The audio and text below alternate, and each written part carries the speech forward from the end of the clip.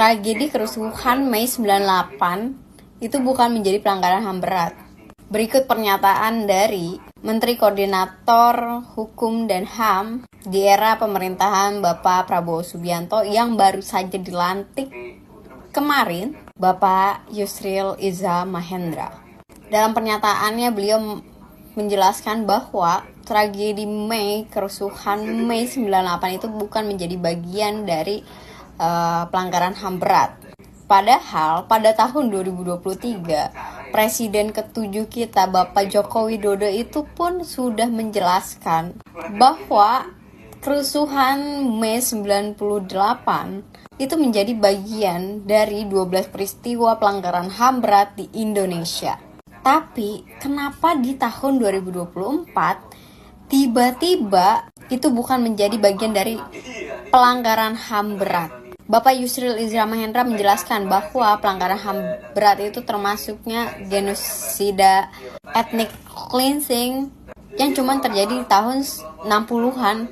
Menurut gua pernyataan yang menyatakan bahwa kerusuhan Mei 98 bukan menjadi bagian dari peristiwa pelanggaran HAM berat itu menyinggung orang-orang yang setiap minggunya buat acara kamisan untuk menyuarakan dan mengenang korban-korban tragedi kerusuhan Mei 98.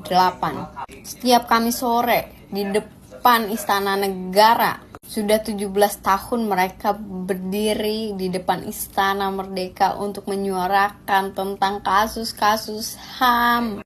Padahal acara kamisan itu pertama kali dibentuk di tahun 2007 atas dasar ibu korban dari salah satu peristiwa Semanggi yang pertama di tahun 1998 menuntut keadilan untuk anaknya sebagai korban tragedi 98. Sebenarnya pernyataan dari Bapak Menteri baru kita di bidang hukum dan HAM ini udah dibantah lah pernyataannya oleh Komnas HAM. Komnas HAM menyatakan bahwa lembaganya telah melakukan penyelidikan pro justisia di sejumlah tragedi yang telah terjadi, yaitu penghilangan orang secara paksa di tahun 97 sampai 98, kerusuhan Mei 98, serta peristiwa Trisakti dan Semanggi 1 dan 2.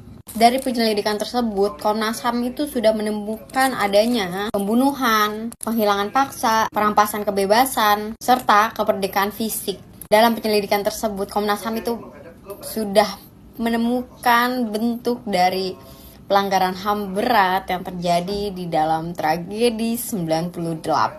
Pernyataan dari Komnas HAM tersebut ya tentu saja membantah dari pernyataan Bapak Menteri Koordinator kita, Bapak Yusril Iza Mahendra, dalam pernyataannya yang menyatakan bahwasannya tragedi Mei 98 itu bukan menjadi tragedi pelanggaran HAM berat. Masalahnya ini tuh baru sehari dari pelantikan kabinet baru, tapi sudah ada pernyataan yang membuat sebagian besar masyarakat, terutama yang membela sekali HAM-HAM, menjadi tersinggung dan gak terima lah pastinya.